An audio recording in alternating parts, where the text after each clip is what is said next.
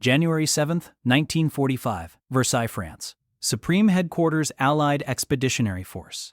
General Dwight Eisenhower sits at his desk, reviewing casualty reports from the Battle of the Bulge, 6 weeks of brutal winter combat, 89,000 American casualties. But the German offensive is finally collapsing. For the first time in weeks, Eisenhower allows himself a moment of relief. Then the door opens. His chief of staff, General Walter Bedell Smith, walks in. He's holding a telegram transcript. His face is pale. "Sir, you need to see this immediately." Eisenhower looks up. "What is it, Beadle?" "Montgomery just held a press conference in Belgium. He's claiming he saved the Americans from defeat during the Bulge." Eisenhower's hand stops mid-motion. He said what?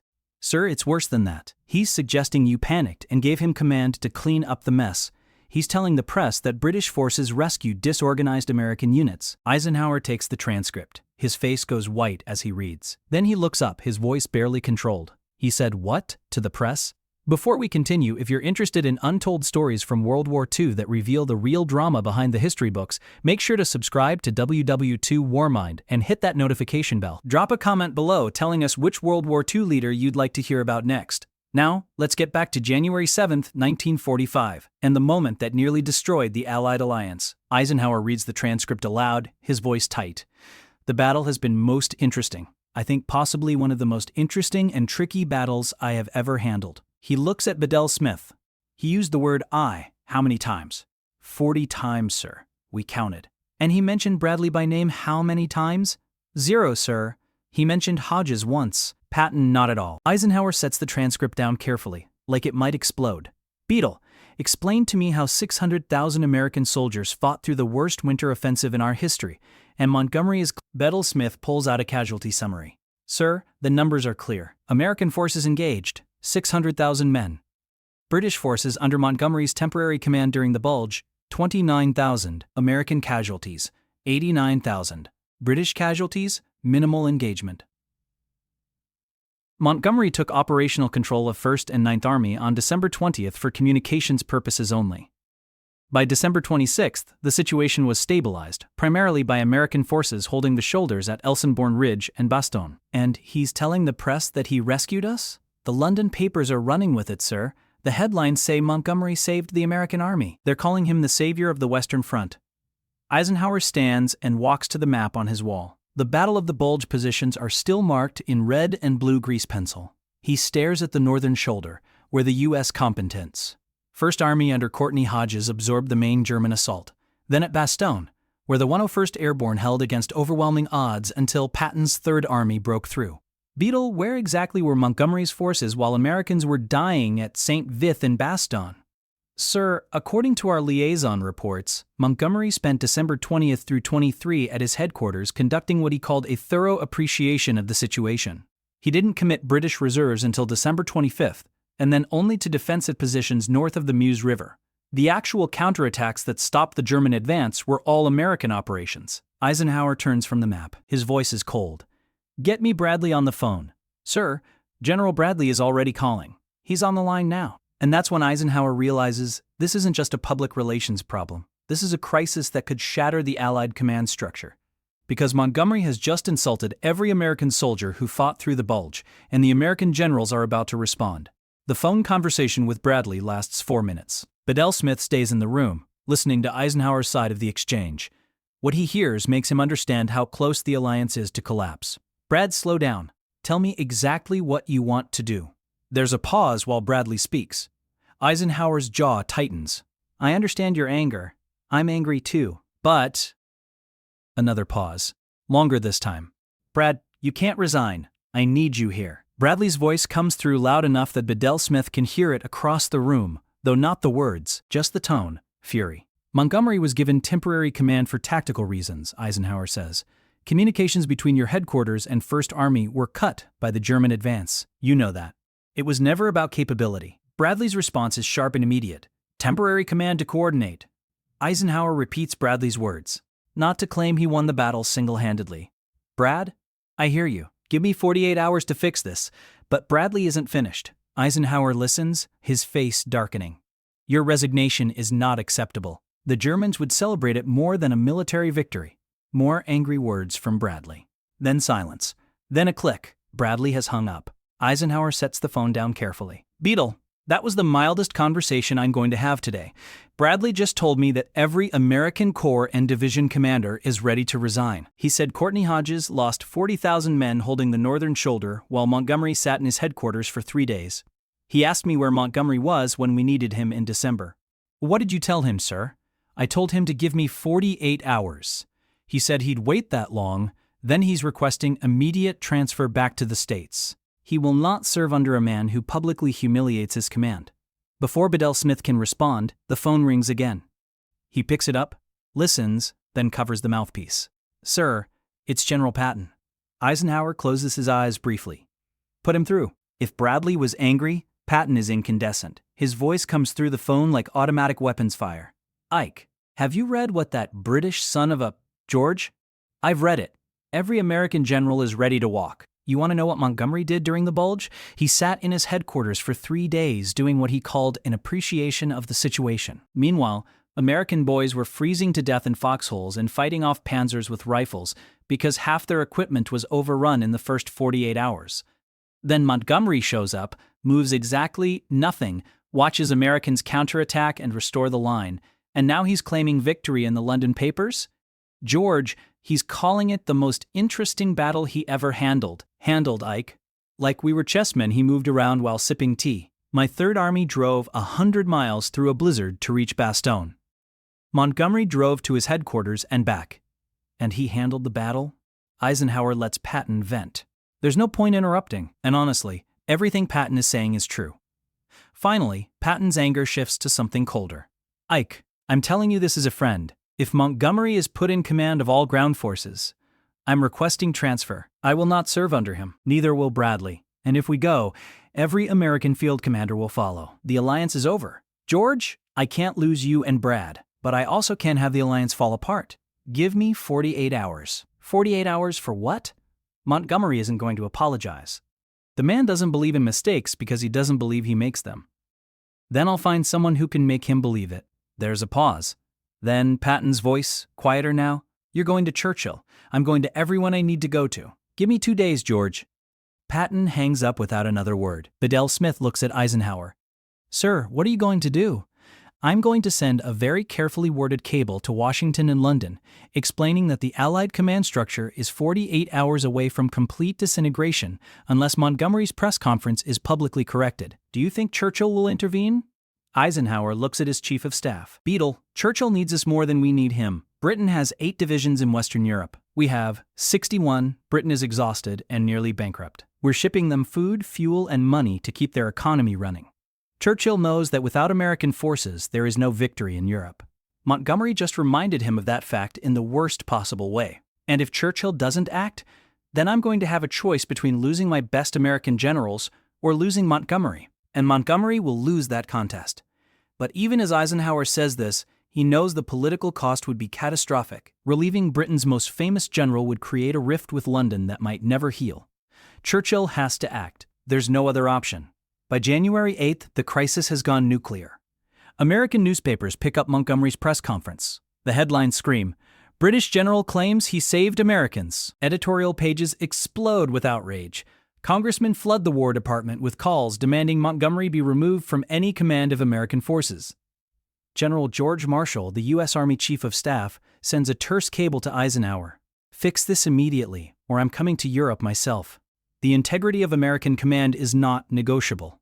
At 10 Downing Street in London, Prime Minister Winston Churchill reads the morning papers over breakfast. His private secretary, John Martin, later records in his diary, "I have never seen the Prime Minister so angry." He threw the paper down and said, "Montgomery has just handed Hitler his last propaganda victory." Because that's exactly what's happening. German radio is already broadcasting excerpts from Montgomery's press conference. Joseph Goebbels' propaganda ministry is having a field day, telling the German people that the Allies are fracturing, that American and British commanders are at each other's throats, that the alliance is on the verge of collapse. And the worst part? This time, German propaganda is telling the truth. Churchill summons his military chiefs to an emergency meeting. Field Marshal Alan Brooke, chief of the Imperial General Staff and Montgomery's strongest supporter, arrives expecting to defend his protégé. Instead, he finds Churchill already decided. Montgomery must apologize publicly, Churchill says without preamble. Immediately and completely. Brooke, who has spent 3 years defending Montgomery against American complaints about his caution, his arrogance, and his inability to cooperate, tries to mount a defense. Prime Minister, Montgomery's operational handling of the Northern Shoulder was, I don't care about his operational handling, Churchill interrupts. I care that he has insulted 600,000 American soldiers and their commanders in the international press, while German radio broadcasts his words to prove Allied disunity. I care that Bradley is threatening to resign. I care that Patton is preparing to leave Europe. I care that Eisenhower is 48 hours away from losing his entire American field command, because our most famous general couldn't resist taking credit for an American victory. Brooke tries again. Winston, Montgomery believes, I don't care what Montgomery believes, I care what Washington believes. And right now, Washington believes that we are ungrateful, arrogant, and willing to claim American victories as British achievements while American mothers bury their sons. The room goes silent. Churchill continues, his voice hard. We have 8 divisions in France. The Americans have 61. Our economy is on life support, sustained by American lend-lease. Our cities are in ruins. Our people are exhausted. We cannot win this war without the Americans, and Montgomery has just reminded them of every British slight since 1776. He will apologize, or I will relieve him myself. Brooke looks at his prime minister and realizes this isn't a debate. This is an order. I'll draft a message for him. No, I'll speak to him myself. Some things require personal attention, but Montgomery still doesn't understand what he's done. And when he finally finds out, his response will make everything worse. Because at his headquarters in Belgium, Montgomery has read the London papers praising his press conference, and he's convinced he did the right thing. He's about to learn that Churchill doesn't agree. By January 9th, the crisis reaches peak chaos. Bradley has drafted his resignation letter. It sits on his desk, signed and ready to transmit. Patton has ordered his staff to prepare for departure from Europe. The U.S. started. Ninth Army, still under Montgomery's temporary operational control, is on the verge of mutiny. American officers are refusing to attend Montgomery's briefings. Some are openly stating they won't follow orders from a man who publicly insulted their service. At SHAEF headquarters, Eisenhower receives an ultimatum from Marshall. The integrity of American command is not negotiable. British political considerations cannot override American military honor. If Montgomery does not publicly retract and apologize, you are authorized to relieve him from any command of American forces and recommend his removal from Allied command structure. The President supports this position. Eisenhower reads the cable twice. It's the authorization he needs, but it's also the nightmare scenario. Relieving Montgomery would satisfy American honor, but potentially cripple Allied unity at the worst possible moment, with Germany still fighting and Japan still to be defeated. But then something happens that changes everything. Churchill picks up the phone. And that's when Churchill picks up the phone and makes a call that will humiliate Britain's most famous general. Because Churchill understands something Montgomery doesn't. Politics and alliance matter more than personal pride, and sometimes great leaders have to remind great generals of that fact. January 10, 1945. Montgomery's headquarters, Belgium. Field Marshal Bernard Law Montgomery is reviewing operational plans for the Rhine crossing when his aide enters the room. Sir, you have a telephone call from London, the Prime Minister. Montgomery frowns. Churchill rarely calls him directly. Usually communication goes through Brooke or the War Office. Put him through. What happens next? No one in the room hears. Montgomery takes the call in private. No aides. No staff officers. Just Montgomery and Churchill, connected by a crackling telephone line across the English Channel. The conversation lasts 17 minutes. When Montgomery emerges, his aides report he looks shaken. For the first time in the war. He says nothing about the call. He cancels all appointments for the rest of the day. He spends 3 hours alone in his office. Years later, after the war, elements of that conversation emerge from Churchill's private papers and Montgomery's careful memoirs. Churchill was brutally direct. Bernard, I'm going to speak plainly. Your press conference has created a crisis that threatens to destroy the Allied alliance. Bradley has threatened to resign. Patton is preparing to leave Europe. Eisenhower is on the verge of losing his entire American command structure. How'd this convention happen?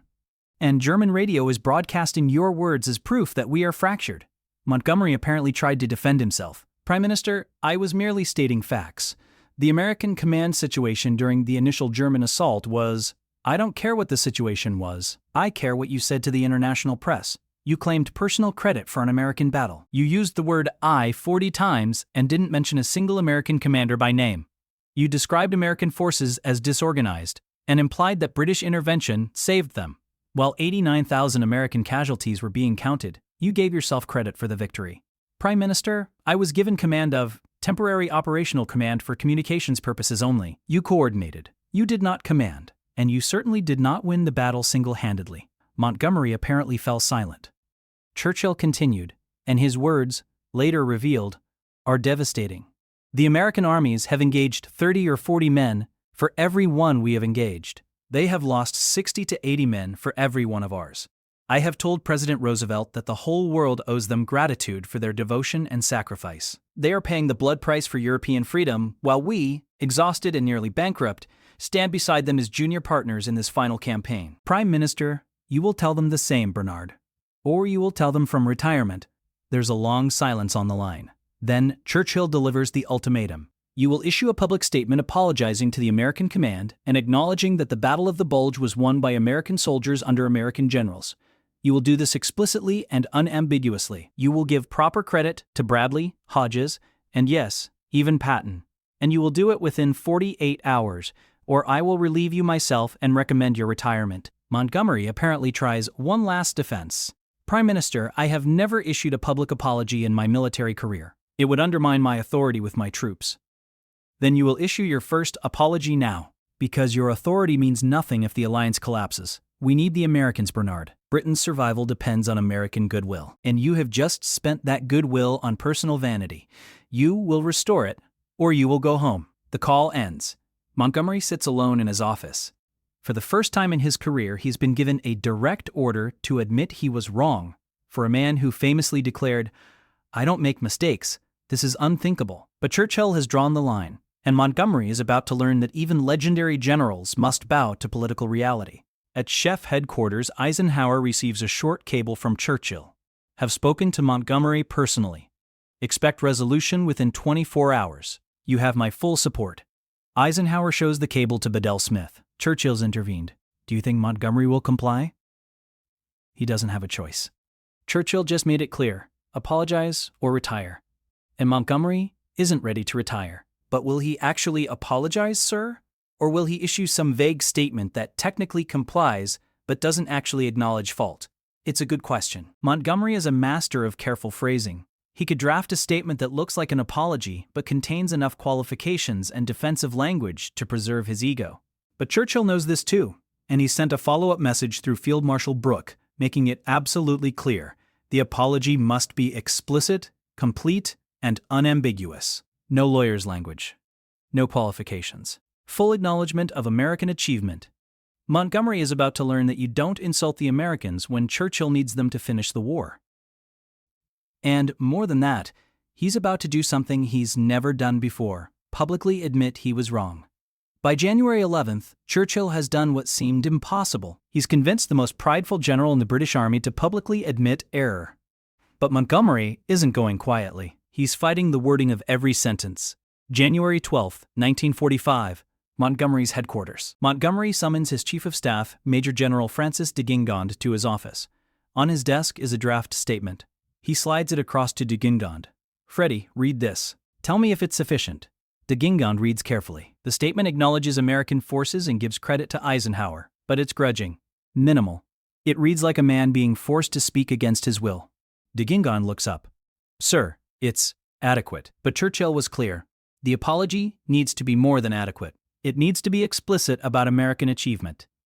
"I'm not going to grovel, Freddie. Sir, with respect, this isn't about groveling. This is about preventing the alliance from collapsing. Churchill told you the Americans have sacrificed 60 to 80 men for every British casualty. They've engaged 30 to 40 soldiers for every one of ours. They're paying the blood price for victory. The least we can do is acknowledge that, honestly." Montgomery stares at his Chief of Staff. De Guingand is one of the few officers who can speak to him this bluntly. They've served together since North Africa. If de Guingand says the statement isn't enough, it probably isn't.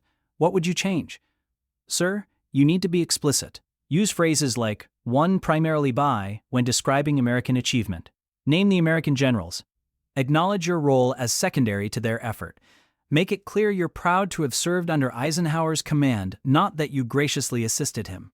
Montgomery's face tightens. This is excruciating for him. Every word feels like a surrender. "I will not grovel," he repeats. Sir, Churchill was clear. The Americans deserve more than grudging acknowledgement. They'd bled for that victory. General Hodges lost 40,000 men holding Elsinborn Ridge. The 101st Airborne held Bastogne against overwhelming odds. Patton's Third Army drove through a blizzard to break the siege. British forces, under your command, remained in defensive positions north of the Meuse. These are the facts. The statement needs to reflect them. There's a long pause. Montgomery stares at the draft. Then he looks up at de Guingand. "Very well, redraft it. Make it clear." De Guingand takes the draft and leaves. Over the next 3 hours he crafts a statement that will satisfy Churchill's demands while preserving as much of Montgomery's dignity as possible. It's a masterpiece of diplomatic writing. When he returns, Montgomery reads it twice, his expression unreadable. "This is acceptable? Sir, this is what Churchill demanded. Explicit acknowledgement of American achievement. Recognition of your secondary role. Public pride in serving under Eisenhower's command." Montgomery picks up his pen. For a long moment, he doesn't move. Then he signs the statement and hands it back to de Guingand. "Transmit it to Eisenhower, Bradley, and release it to the press immediately." De Guingand takes the statement and leaves quickly before Montgomery can change his mind. The statement is transmitted within the hour. It arrives at SHAEF headquarters at 1500 hours on January 12th. Bedell Smith brings it to Eisenhower personally. Eisenhower reads it carefully. Then he reads it again. Then he looks up at Bedell Smith, and for the first time in days he allows himself a small smile. "Beadle, this is it. This is what we needed."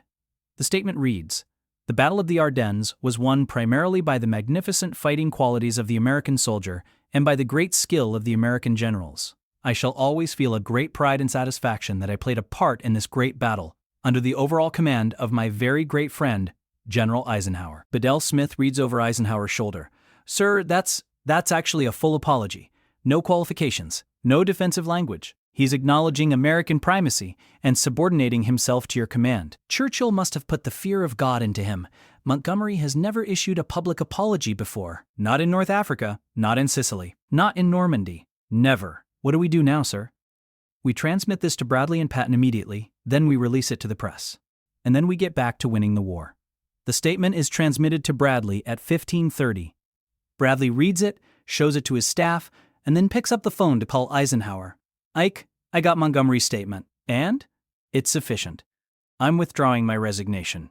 Thank God. George, I spoke to him 10 minutes ago. He's staying.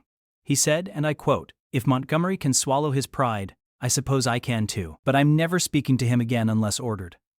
Eisenhower laughs, genuinely relieved for the first time in 5 days. "That's acceptable, as long as he stays. We're staying, Ike. The alliance holds." At 1600, Montgomery's statement is released to the international press. By evening, it's front-page news in London, New York, and Washington. The headlines read, "Montgomery apologizes, credits American soldiers for Bulge victory." German radio, which has been gleefully broadcasting Allied discord for 5 days, suddenly goes quiet on the subject. Goebbels' propaganda machine can't spin a public apology into proof of Allied fracture. The crisis is over, but the cost is permanent. These words represent the only public apology Montgomery ever issued in his entire military career. For a man who built his reputation on certainty and refused to second-guess his decisions, this statement is an acknowledgement that politics and alliance matter more than personal pride. It's Churchill drawing the line. Britain's survival depends on American power, and no general, no matter how brilliant, can jeopardize that. Montgomery's tactical skill was genuine. His victories in North Africa and Normandy were real. But his inability to share credit, his tendency to claim personal victory for collective effort, nearly shattered the Western alliance at the moment when unity mattered most. And Eisenhower, reading the statement one more time before filing it away, understands the deeper truth. This crisis was more dangerous than any German attack. Enemy armies can be defeated with firepower and tactics, but Allied disunity, if allowed to fester, would have been fatal. No amount of military skill can overcome political fracture in a coalition war. The apology worked, barely. Bradley withdrew his resignation. Patton stayed, though he kept his word, and never spoke to Montgomery again unless required by duty. American newspapers ran the apology as front-page news, and editorial pages praised Montgomery's acknowledgement, but the cost to Montgomery's reputation with Americans was permanent. Eisenhower's private notes, later published, reveal his true feelings. "I consider Montgomery's press conference the most dangerous crisis I faced in the entire war, more dangerous than any German attack, because it threatened to destroy the alliance from within. By February 1945, as Allied armies prepared to cross the Rhine, Montgomery found himself increasingly sidelined from American operations. Eisenhower, who had always tried to maintain balance between American and British commanders, now relied primarily on Bradley and Patton for major offensives. Montgomery's 21st Army Group continued fighting effectively, but the days of Montgomery having any influence over American strategy were finished. When the Rhine was crossed in March, it was Patton's Third Army that made the first dramatic crossing at Remagen, not Montgomery's carefully planned northern offensive. When Berlin became a strategic objective, Eisenhower assigned it to Soviet forces, rather than risk another command controversy with Montgomery. When the final German surrender was negotiated, Montgomery participated, but it was Eisenhower who signed for the Supreme Allied Command. The lesson was clear and brutal. In coalition warfare, humility isn't weakness, it's survival. Montgomery lived until 1976, long enough to see the full historical record published. He never publicly wavered from his version of events, insisting in his memoirs that his press conference was factually accurate and that the political response was overblown. But privately, according to those close to him, he acknowledged that January 1945 was the moment his relationship with American commanders died. Churchill, for his part, defended his decision for the rest of his life. In his post-war memoirs, he wrote about the crisis with unusual bluntness. Montgomery is a great soldier, but sometimes great soldiers need to be reminded that wars are won by nations, not individuals. I reminded him. The American commanders never forgot either. Bradley wrote in his memoirs that Montgomery's press conference was the most damaging single statement any Allied commander made during the war. Patton's diary entry from January 1945 remains one of his harshest. Montgomery is either a fool or a glory hound. Either way, I will not serve under him again. But perhaps the most telling judgment comes from Eisenhower himself.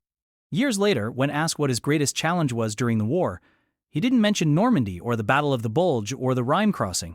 He said, "Keeping the alliance together." That was always the hardest part, because we weren't just fighting Germany. We were fighting history, ego, and national pride. And sometimes those enemies are harder to defeat than panzers. On May 7, 1945, Germany surrendered unconditionally. The signing ceremony took place at SHAEF headquarters in Reims, France. Every major Allied commander was present. Montgomery stood near the back of the room, in full dress uniform, watching as Eisenhower signed the surrender documents as Supreme Commander of the Allied Expeditionary Force. Bradley and Patton stood beside Eisenhower. Montgomery stood apart. The photograph from that day tells the story better than any words. Eisenhower at the center, surrounded by American commanders. Montgomery off to the side, present but peripheral. The alliance had survived, but the relationships within it had been permanently altered by those 5 days in January, when one press conference nearly destroyed everything. The lesson remains relevant today. Leadership requires more than tactical brilliance. It requires the ability to subordinate ego to mission, to share credit generously, and to understand that in any coalition, the relationships between allies are as important as the relationships with enemies. Montgomery was a great general, but he learned too late that great generals who can't master humility become liabilities, no matter how many battles they win. Churchill understood this instinctively. That's why he drew the line. That's why he forced the apology. Because he knew that Britain's future depended not on military glory, but on American partnership, and he was willing to humiliate his most famous general to preserve that partnership. That's leadership at the strategic level. Not just winning battles, but understanding which battles matter most. And in January 1945, the battle that mattered most wasn't against Germany. It was for the soul of the alliance. Churchill won that battle. Montgomery lost it. And the Western Alliance survived to win the war. If you found this story revealing, make sure you're subscribed to WWII War Mind for more untold stories from World War II. Hit that like button if you learned something new today, and drop a comment telling us what other World War II controversies you'd like us to cover. There are dozens of these hidden crises that nearly changed history. Which one should we investigate next? Thanks for watching, and we'll see you in the next one.